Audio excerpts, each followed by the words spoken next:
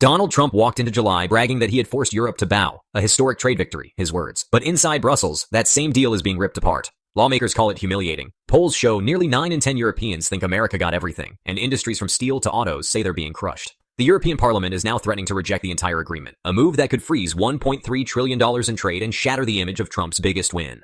The question is no longer what he secured, it's whether Europe is about to erase it. Since April 2025, Trump has repeated one central message: America will strike deals on its own terms. His aides have framed the EU agreement as the jewel in the crown, presenting it as the first real reset of transatlantic trade since the bruising tariff wars of his first term. On paper, it looked decisive. A single 15% tariff replacing the patchwork of rates and threats that had hung over European exporters. A simple headline figure Trump could hold up as fair, tough, and final. Yet in Brussels, lawmakers see a different story. One of asymmetry, imbalance, and humiliation. In late July, the European Commission announced it had reached terms with Washington. Within days, the European Parliament, which must ratify the deal, set down conditions that cut at its foundation. They demanded a sunset clause to prevent tariffs from being locked in permanently, revisions to the flat 15% rate, and stronger labor and industrial safeguards. According to Reuters on August 4, 2025, Parliament leaders described the text as unbalanced and vowed not to rubber stamp it without change. That is not a technical objection. Without their approval, the agreement cannot enter force. The context matters. Before July, European exporters faced most favored nation duties averaging just 4.8% plus additional national security levies under Section 232. Trump had threatened tariffs of 30% or more on cars, wine, and metals if Brussels refused to deal. The July package was framed as a compromise 15% across the board, with the EU eliminating tariffs on U.S. industrial goods. For the Commission, led by Ursula von der Leyen, it was survival. For Trump, it was vindication. But for lawmakers, the arithmetic looks skewed. The imbalance shows up starkly in trade volumes. According to Eurostat, the European Union bought roughly $370 billion worth of U.S. goods in 2024, while the U.S. imported only $65 billion from Europe. Yet the deal allows Washington to keep tariffs high while Europe clears its shelves of many duties. A Financial Times poll conducted in September 2025 across Germany, France, Italy, Spain, and Poland found 77% of respondents believed the deal favored the United States, while only 2% thought it favored Europe. In France, nearly 90% said it amounted to a loss of sovereignty. Public opinion has become a weapon in Parliament's hands. The sharpest anger is directed at Section 232 tariffs.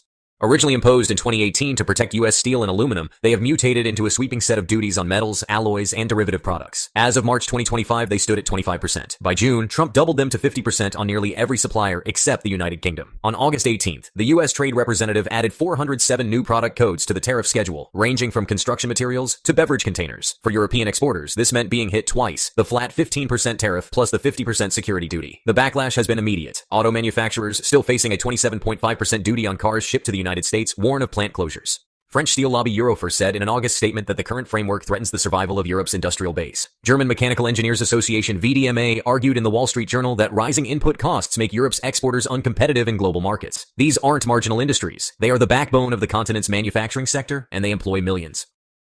Inside Parliament, frustration is boiling. Socialist MEP Kathleen Van Bremt told Bloomberg on September 3rd, "We are going to improve this deal. That is the leverage we have, and we intend to use it." Conservative lawmakers, often more sympathetic to transatlantic ties, echo the critique. They argue that the Commission sacrificed long-term leverage in exchange for avoiding Trump's 30% threat, a concession that leaves Europe dependent on conditional promises. Even centrist figures who normally back von der Leyen are warning the ratification could fail.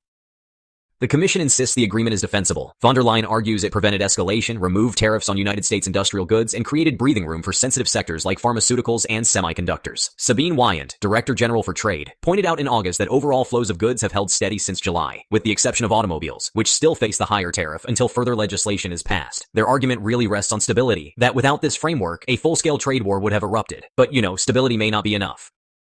Parliament sees two unresolved battles. First, the auto tariff remains stuck at 27.5% until the European Union legislates reciprocal concessions. Washington insists this is leverage, but Brussels calls it coercion. Second, the Section 232 exemptions are uneven. Pharmaceuticals and semiconductors enjoy capped rates, but metals and derivative products remain subject to 50% duties. Europe is pushing for carve-outs or quotas, yet Washington has not committed. According to the Wall Street Journal on August 27th, United States negotiators fear softening would encourage China to demand similar treatment. The scale of Europe's commitments magnifies the risk. In May, Brussels pledged to import $750 billion worth of United States liquefied natural gas through 2028, part of its effort to replace Russian supply. A separate memorandum signed in June earmarked $40 billion in United States semiconductor purchases for European AI supercomputing centers, and the European Union has signaled up to $600 billion in investment toward United States energy, aerospace, and defense supply chains. Trump hails these figures as proof America is once again the global magnet for capital. But if Parliament blocks ratification, every dollar of that commitment could be frozen. The political climate makes approval unlikely without revisions. A YouGov poll published in the Financial Times on September 12 found that in France, 88% of voters saw the deal as humiliating. In Germany, 71% did. In Poland, which typically supports U.S. alignment, nearly half said the agreement benefits Washington more than Brussels. That perception turns the deal into electoral poison. Defending it risks career suicide for lawmakers already facing populist pressure at home. Rejecting it risks detonating transatlantic ties. The choice is lose-lose. Meanwhile, Trump frames the agreement as proof of his negotiating strength. At a rally in Ohio on August 25th, he declared, "Europe gave in because they had no choice. America is back in charge." U.S. Trade Representative Catherine Tai called the framework a model for future negotiations in a press briefing. The White House points to increased access for American agriculture, seafood, and energy, along with clearer rules of origin. Yet, not all U.S. stakeholders are satisfied. The American Automotive Policy Council warned in a statement on August 30th that higher steel and aluminum costs could cripple competitiveness. The National Association of Manufacturers voiced concerns in the Wall Street Journal that tariffs on inputs would raise costs for small firms.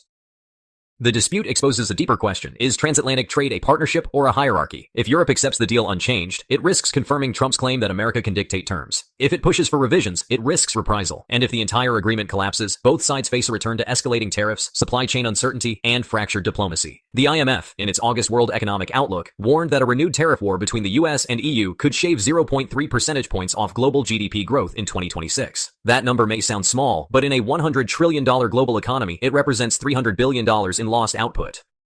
So what happens if Parliament calls Washington's bluff? Well, one possibility is delay, stretching ratification into, say, 2026, which would basically freeze U.S. market access. Another is renegotiation, though. Honestly, Trump has shown very little patience for revisions. The third option is collapse, which would return both sides to this landscape of retaliation and counter-retaliation. According to Bloomberg, on September 7th, EU officials are already drafting fallback measures, including a reinstatement of suspended tariffs on American motorcycles, bourbon, and jeans, the same symbolic products that were targeted during the 2018 standoff.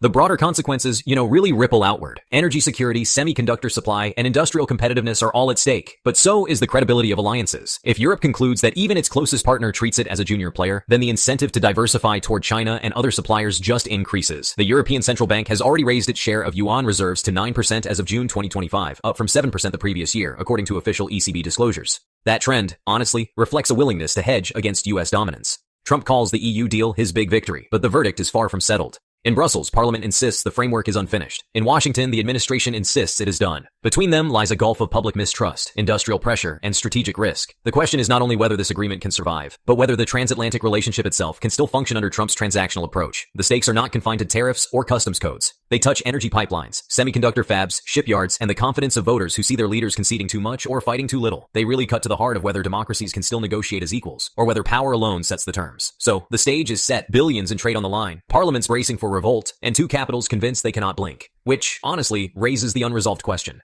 If Europe refuses to ratify Trump's deal, will this be remembered as the moment the transatlantic alliance fractured beyond repair? We're glad you're enjoying this video. Please like and subscribe. And hey, check out another video that is now on your screen.